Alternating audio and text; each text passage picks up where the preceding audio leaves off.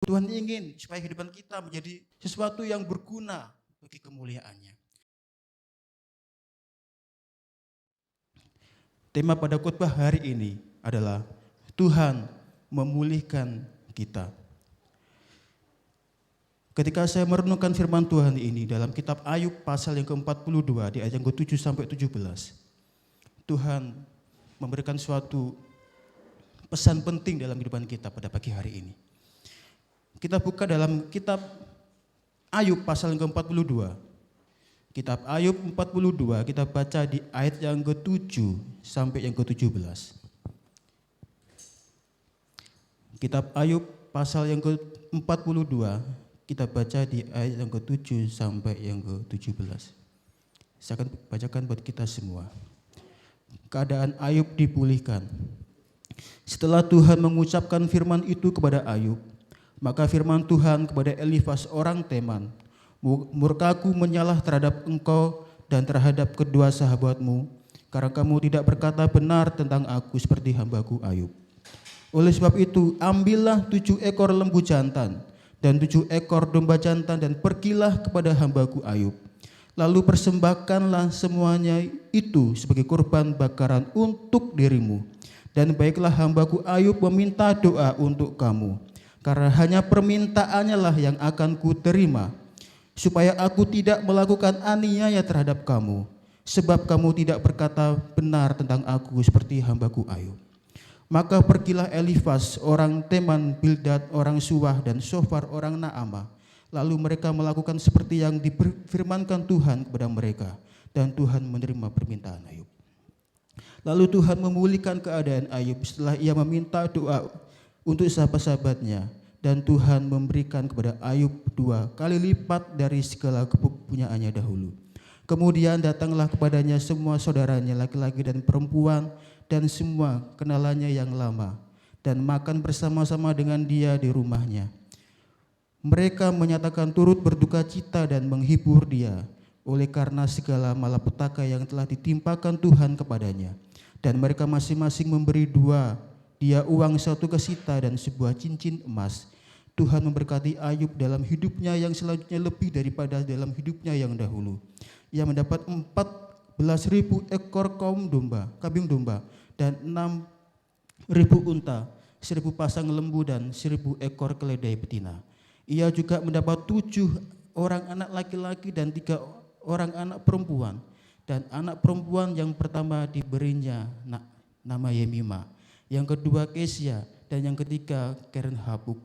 Di seluruh negeri tidak terdapat perempuan yang secantik anak-anak Ayub, dan mereka diberi ayahnya milik pusaka di tengah-tengah saudara-saudaranya laki-laki. Sesudah itu Ayub masih hidup 140 tahun lamanya. Ia melihat anak-anaknya dan cucu-cucunya sampai keturunan yang keempat. Maka matilah Ayub tua dan lanjut umur. Puji nama Tuhan, firman Tuhan. Saya merenungkan firman Tuhan ini. Saya menggambarkan hidup ini seperti aplikasi, saudaraku. Tahu aplikasi yang punya Facebook, IG, atau Instagram, atau WhatsApp. Ketika aplikasi mulai lemot, ketika aplikasi mulai tidak baik loadingnya, atau mungkin komputer yang kita punya tidak baik loadingnya, sering lambat, kita diperintahkan untuk mengupdate, atau diperintahkan untuk memiliki versi yang terbaru. Supaya apa? Tujuannya supaya aplikasi yang lama itu diperbaharui kembali. Sama juga dengan kehidupan kita sebagai orang percaya. Tuhan mau diperbaharui kehidupan kita, dipulihkan kehidupan kita. Jika kehidupan kita yang lama, kita suka marah-marah, suka memberontak, suka membuat hati Tuhan kecewa, Tuhan ingin memulihkan kehidupan kita. Seperti tema besar tahun ini, pemulihan dan transformasi. Dan saat pemulihan ini terjadi, kita akan merasakan Tuhan bekerja dalam setiap kehidupan kita. Tuhan ingin memulihkan kehidupan kita, keadaan kita menjadi baru. Tuhan ingin supaya kehidupan kita menjadi sesuatu yang berguna bagi kemuliaan-Nya. Ada 3 poin yang Tuhan ingin sampaikan kepada kita pada pagi hari ini. Mengapa Tuhan memulihkan kita? Apa tujuan Tuhan memulihkan kita?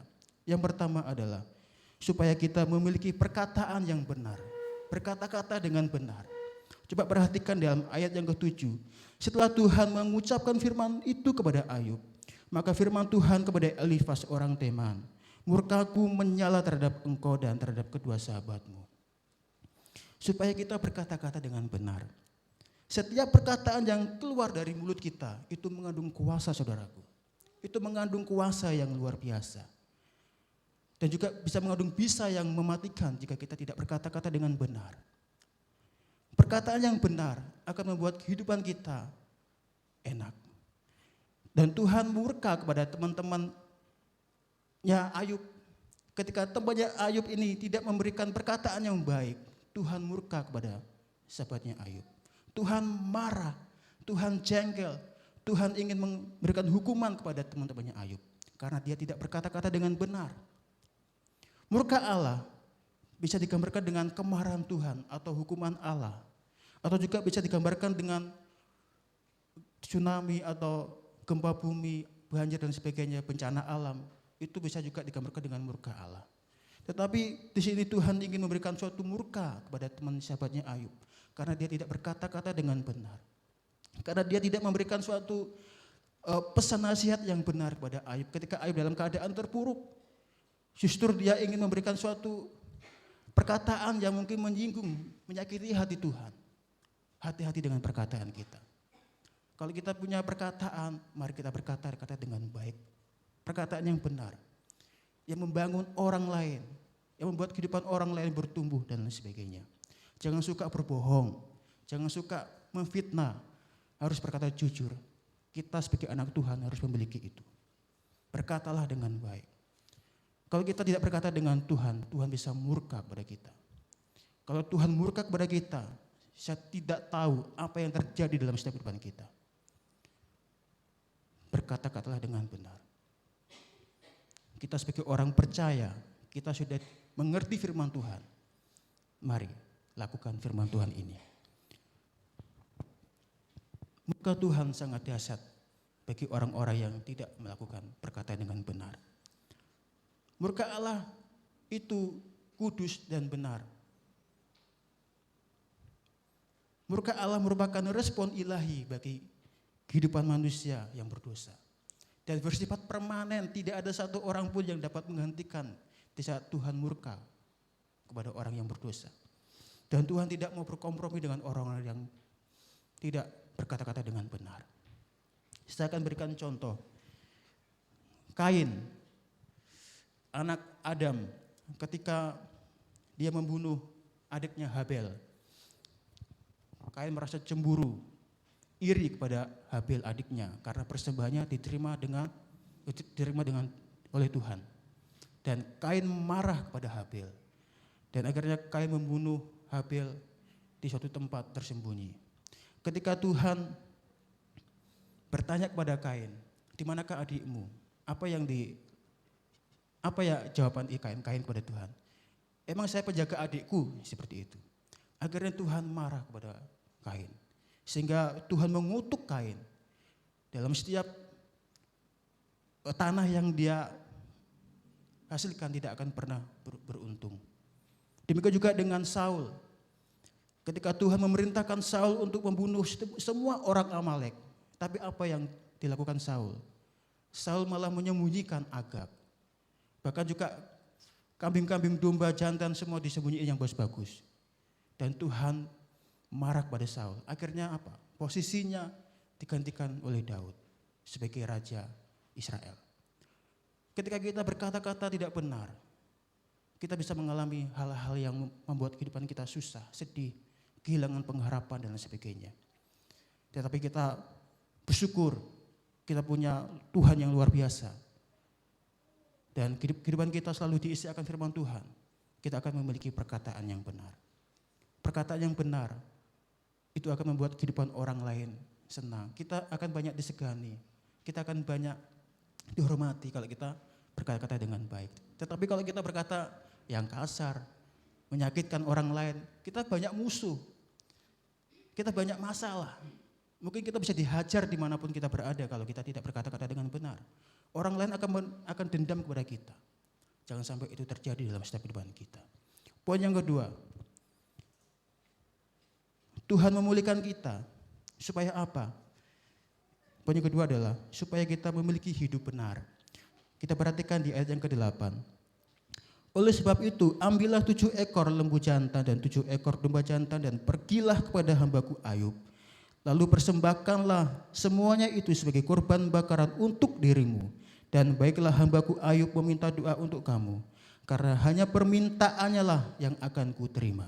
Supaya aku tidak melakukan aniaya terhadap kamu. Sebab kamu tidak berkata benar tentang aku. Seperti hambaku Ayub. Poin yang kedua adalah supaya kita memiliki hidup benar. Apa yang menurut kita baik dan benar belum tentu benar di mata Tuhan. Kita bisa melihat kehidupan Ayub ini, saudaraku. Ketika dia diperhadapkan dengan kehidupan yang terpuruk, keadaan yang sedih, yang susah, menyakitkan. Tetapi Ayub memilih tetap taat dan setia kepada Tuhan. Bahkan dalam keadaan menderita pun, dia tidak pernah menghujat Tuhan. Ayub tidak pernah berkata-kata yang membuat hati Tuhan marah kepada Ayub. Saudara tahu penyakit yang dialami Ayub ini adalah penyakit yang luar biasa. Sakitnya luar biasa. Tidak ada seorang pun yang bisa bertahan dengan keadaan sakit yang dialami Ayub ini. Tetapi Ayub tetap setia kepada Tuhan. Ayub tetap selalu menghormati Tuhan. Apa yang Tuhan berikan itu semuanya baik. Semuanya baik. Dan Tuhan tidak akan pernah membuat hidup Ayub menderita dan sebagainya. Dalam keadaan terpuruk pun Ayub tetap memilih Tuhan, setia kepada Tuhan, dan menghormati Tuhan, menyembah Tuhan. Ini yang dilakukan Ayub. Hidupnya benar di mata Tuhan. Saudaraku yang terkasih dalam nama Tuhan Yesus, saya merenungkan firman Tuhan ini, saya sempat menangis di hadapan Tuhan. Tidak ada orang yang bisa bertahan dengan keadaan masalah yang menimpa. Apalagi itu membuat kehidupan kita menderita. Tetapi Ayub memberikan pelajaran penting dalam kehidupan kita. Dalam keadaan terpuruk pun, menderita pun, kita harus menghormati Tuhan. Tidak menghujat Tuhan dan sebagainya. Apakah kita bisa melakukan ini semua? Tanpa kekuatan Roh Kudus, tanpa dorongan dari Roh Kudus, kita nggak akan pernah bisa. Dan Ayub memberikan suatu pelajaran penting bagi kita. Ketika dia diperhadapkan dengan keadaan yang terpuruk pun, bahkan istrinya pun meninggalkan dia tetap setia kepada Tuhan. Dan dia tidak pernah menghujat Tuhan, dia menghormati Tuhan, karena dia Tuhan yang baik. Pertanyaannya, apakah kita bisa memiliki hidup benar? Bisa. Karena apa? Karena status kita adalah orang benar.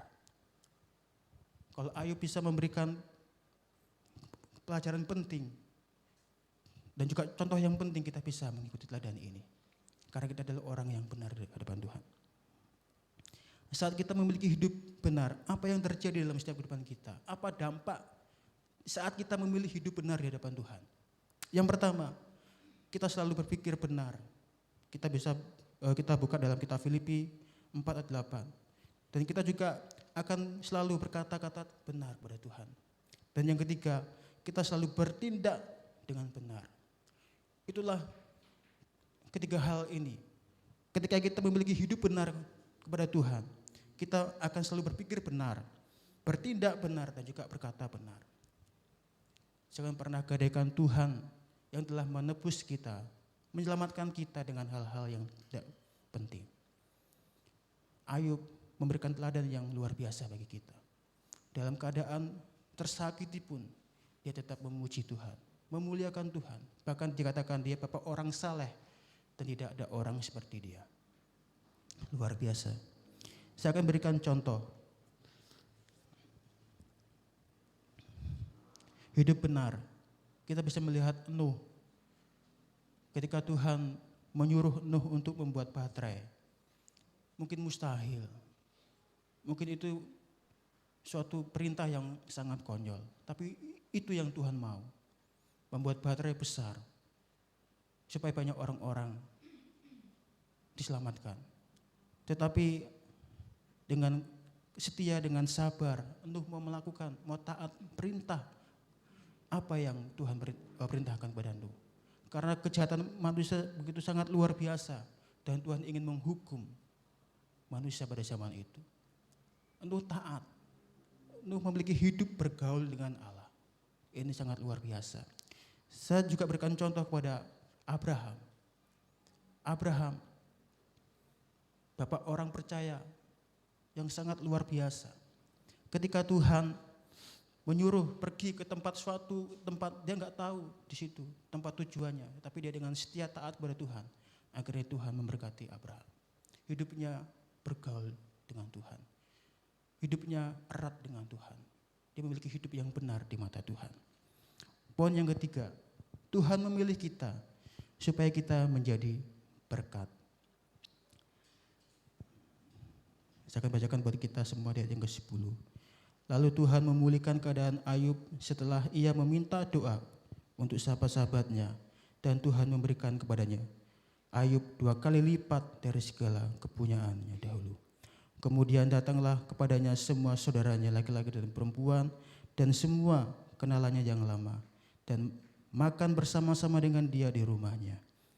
Mereka menyatakan turut bertukacita dan menghibur dia oleh karena segala malapetaka yang telah ditimpakan Tuhan kepadanya, dan mereka masing-masing memberikan dia uang 1 kesita dan sebuah cincin emas. Puji nama Tuhan. Poin yang ketiga adalah supaya kita menjadi berkat. Setelah kita mengalami pemulihan dari Tuhan dengan perkataan yang benar, hidup yang benar, Tuhan mau kita menjadi berkat bagi setiap orang. Dimanapun kita berada, kita harus jadi berkat. Harus menjadi terang dan juga garam dunia bagi orang-orang yang belum percaya. Dimanapun kita berada, baik dalam pekerjaan kita, dalam lingkungan kita, dimanapun kita berada, kita harus menjadi berkat bagi setiap orang. Ayub telah memberikan teladan yang baik buat kita. Ketika Ayub berhasil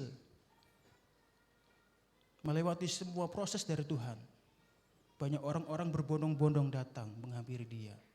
Dia menceritakan kebaikan Tuhan yang dialami. Dalam keadaan tersakiti pun, menderita pun, dia tidak pernah meninggalkan Tuhan. Sehingga banyak orang-orang yang percaya kepada Tuhan. Kita harus menjadi berkat dalam setiap kehidupan kita dimanapun berada. Apa yang kita miliki, apa yang kita punya, mari berikan yang terbaik buat Tuhan. Supaya kita dimanapun kita berada, kita bisa menjadi berkat bagi semua orang. Kita seperti suratan yang terbuka, yang bisa dibaca semua orang. Semua orang bisa membaca kita. Kalau kita berhasil memiliki hidup yang benar di depan Tuhan, kita akan bisa menjadi berkat di depan Tuhan. Semua orang akan melihat, oh, dia orang yang luar biasa. Dia orang yang sangat baik. Dia orang yang sangat ramah, dia orang yang sangat disiplin dan sebagainya. Apa yang kita lakukan, meskipun itu sederhana, simple, jika kita lakukan dengan hati yang tulus, orang akan melihat kita, kebaikan kita. Orang tidak akan pernah menilai kita yang enggak dan sebagainya. Karena kita menjadi berkat bagi setiap orang. Apa yang kita punya, persembahkan buat Tuhan. Berikan kepada orang yang membutuhkan. Berikan kepada orang yang memerlukan. Besar kecil pun Tuhan yang akan menilai semuanya itu. Ayub memberikan suatu teladan yang sangat penting dalam kehidupan kita. Dia pribadi yang sangat luar biasa. Sehingga ketika Tuhan melihat hatinya Ayub, Tuhan memulihkan hidupnya, mengembalikan semua yang hilang, semua yang dirampas oleh iblis itu. Dan Tuhan memberkati hidupnya luar biasa. Saudara, di saat kita memberi sesuatu, meskipun kita kekurangan, saya percaya kita enggak akan pernah kekurangan. Dan Tuhan akan mengembalikan semua apa yang telah kita berikan kepada Tuhan. Puji nama Tuhan, saudaraku. Firman Tuhan ini sangat luar biasa Ketika saya renungkan, ada hal-hal yang luar biasa yang Tuhan ingin nyatakan dalam kehidupan kita. Tuhan ingin memulihkan kehidupan kita, keadaan kita, supaya kita memiliki pribadi-pribadi yang baru, pribadi yang unggul di hadapan Tuhan. Di tahun 2020, mungkin kita berjuang, keadaan corona yang terus meningkat, tapi kita masih tetap setia kepada Tuhan. Meskipun kita kehilangan pekerjaan, mungkin kita kehilangan dan sebagainya, mari kita tetap setia kepada Tuhan. Penderitaan yang kita alami, Tuhan akan menggantikan dengan kebahagiaan yang luar biasa. Puji nama Tuhan, berkata-katalah dengan benar, milikilah hidup yang benar, dan hiduplah menjadi berkat bagi setiap orang. Puji nama Tuhan, kita berdoa.